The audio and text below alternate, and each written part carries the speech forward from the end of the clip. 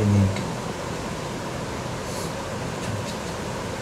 చేతులు దాకా వచ్చిన మ్యాచ్ చేజారిపోయింది కదా. ప్రతి సీన్ క్లైమాక్స్లో ఉంది, ప్రతి ఓవర్ క్లైమాక్స్లో ఉంది. లాస్ట్కి వచ్చేసి ఇట్లా చేసాడు కదా.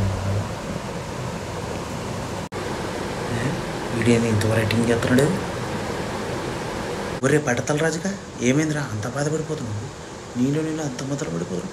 ఏం జరిగిందా ఈరోజు? తెలిసి హోటల్ చిట్టమ్మ నీకేమన్నా హ్యాండ్ ఇచ్చిందా, లేదా బాలమైన ఎవరితో ఎగిరిపోయిందా?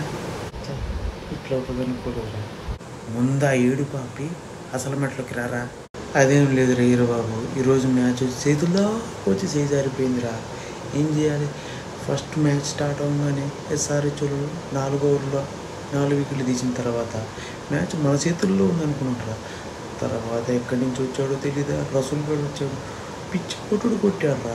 ఒక్కొక్క వాళ్ళు ఒక్కొక్క లోకానికి లేపుతుంటే నేను బాధపడటం లేదురా. సరే లేదంతా సంధాయించుకొని నెమ్మదిగా కూర్చొని ఉంటే తర్వాత మా బ్యాటింగ్ వచ్చిందిరా. ఎస్ఆర్హెచ్ బ్యాటింగ్ వచ్చిన తర్వాత ఫస్ట్ 10 ఓవర్లు బాగానే ఆడారా, 2 వికెట్లు పడ్డాయి. తర్వాత మిడిల్ ఓవర్స్ పూర్తిగా చేతులు ఎత్తేసారా. నిదాంగా ఆడి ఆడి ఆడి లాస్ట్లో క్లాసిక్ గిన్నెస్ వేస్ట్ అయిపోయిందిరా. ఏం చెప్పాలో తెలియక ఉందిరా. మ్యాచ్ చేతుదా వచ్చి చేజారిపోయిందిరా. ఎస్ఆర్హెచ్ 4 రన్ల తడక ఓడిపోయిందిరా. ఇందాక మ్యాచ్లో మా ఢిల్లీ ఓడిపోతే బాగా ఎక్కిరిచావు కదా, ఇప్పుడు మీ సన్ రైజర్స్ ఓడిపోయింది. బాగా తీరిందా? బాగా తీరిందా?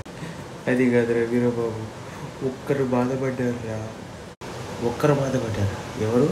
ఒక్కరు బాధపడ్డారా. ఒక్కరు బాధపడ్డారా.